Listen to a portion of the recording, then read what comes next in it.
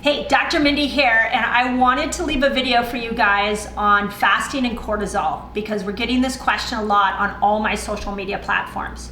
So there are three things I'm going to address in this video. I'm going to address is fasting raises cortisol, and I'm gonna encourage you to think a little deeper on that subject. I'm going to talk a little bit about adrenal fatigue and what is adrenal fatigue. Does adrenal fatigue actually exist?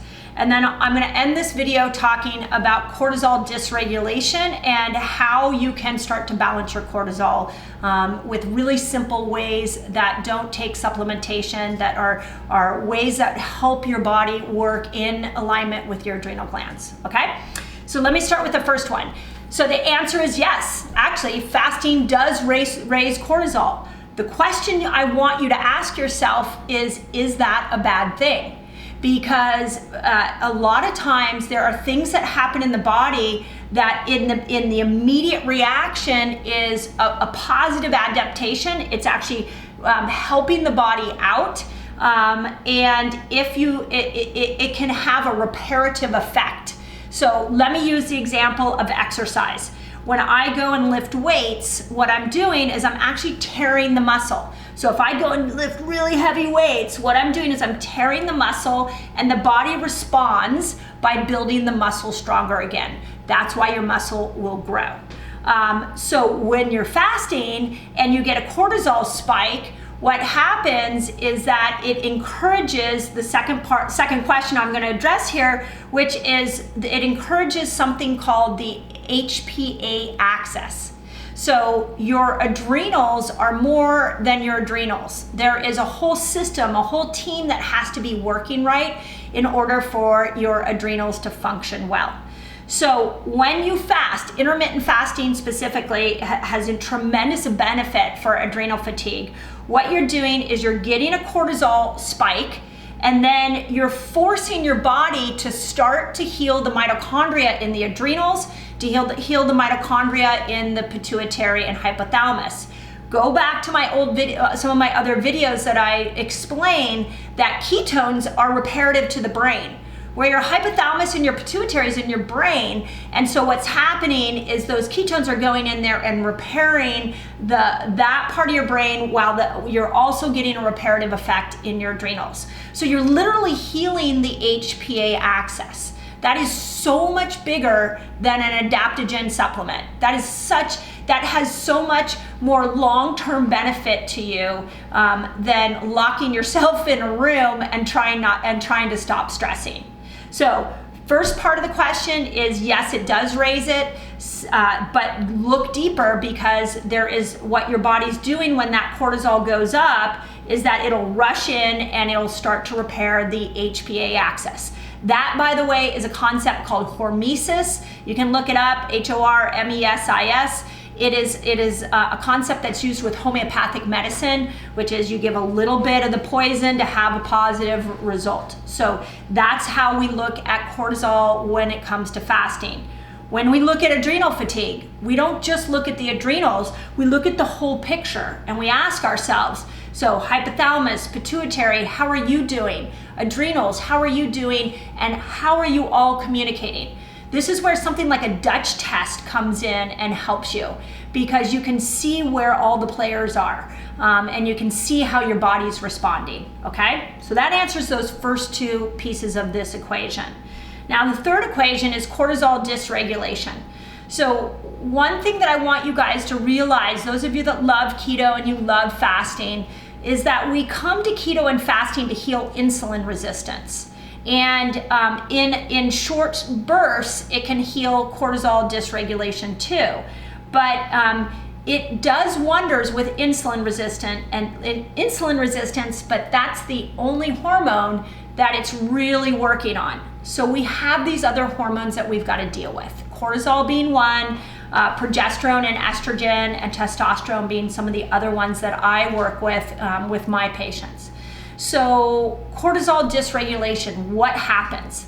Many of you who have been under so much stress for so long, your cortisol is all mixed up. Your adrenals don't know when they should be secreting cortisol, and your cells may be so inflamed that even when cortisol gets released in your body, it's not getting into the cells to have an effect.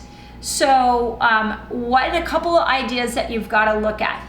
Cortisol should be the highest in the morning. When you first wake up, your cortisol should be at a really high point. It will actually peak at 10 a.m. and then it's all downhill from there. It just starts to keep on going down. So if you're waking up at 2 or 3 in the morning, what's happening to so many of you is that's your peak. You're peaking, your cortisol high is at 2 or 3 in the morning. So there are a couple things you can do to start to change that cortisol high. And the first thing is that you can get up in the morning and you can put light on you. So you can go outside first thing in the morning. I have a happy light that's a full spectrum light that I put on me to tell your body, hey, it's morning time, we need to secrete cortisol.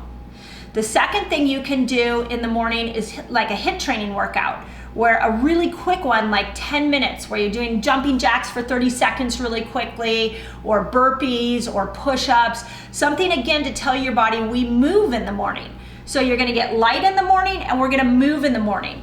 And if you do this over time, what you're doing is you're telling your body, this is when I need the most cortisol, give it to me now.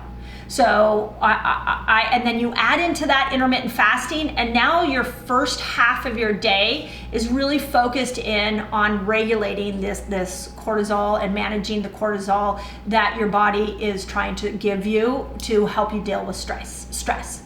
Okay, so first thing is, yes, fasting does help or does secrete cortisol, but it's beneficial and your body will adapt. So it's a different type of cortisol than what you're getting on a day-to-day basis from stressing out. Second thing is, when you look at your cortisol management and you look at your adrenals, you have to look at the whole team. You've got to look at the hypothalamus, the pituitary, the adrenal, and the whole communication between those, okay? Third step is, yes, cortisol dysregulation is a thing, and one way to heal it is get sunlight on your face first thing in the morning, do HIIT training first in the morning, and start practicing intermittent fasting. If you are one of those people that you have struggled with your adrenals, start slow with fasting. This is not the time to jump into a 3-day water fast. Start slow so that your body can adapt and can know how to positively adapt and positively change, as opposed to just pushing it against the wall and giving it more stress. There's a way to give it gentle stress so it can adapt to that gentle stress. Okay, and as always, you guys have seen on my other videos, I'm a huge fan of the Dutch test, even for men, because it tells me what we're seeing with spikes of cortisol. It tells me where your cortisol is being secreted. It tells me if you have enough DHEA, which helps to make cortisol, so I can get a deeper look at your adrenals. So if you feel like hormones are a big issue for you, if you feel like cortisol dysregulation is a big challenge, just put Dutch test in the comments here, and we'll send you a link on where you can find the Dutch test on my website. Take it and we'll review it for you. So, but don't shy away from fasting if you have adrenal fatigue. Please, there's benefit here. Your body will heal. And if you have any questions on this, it's really important to me that you understand it. So just put it in the comment section and we'll make sure that we get in there and we answer it, and that we give you a deeper thinking, a bigger thinking on cortisol and adrenal fatigue than perhaps you've heard before. So as always, I hope that helps.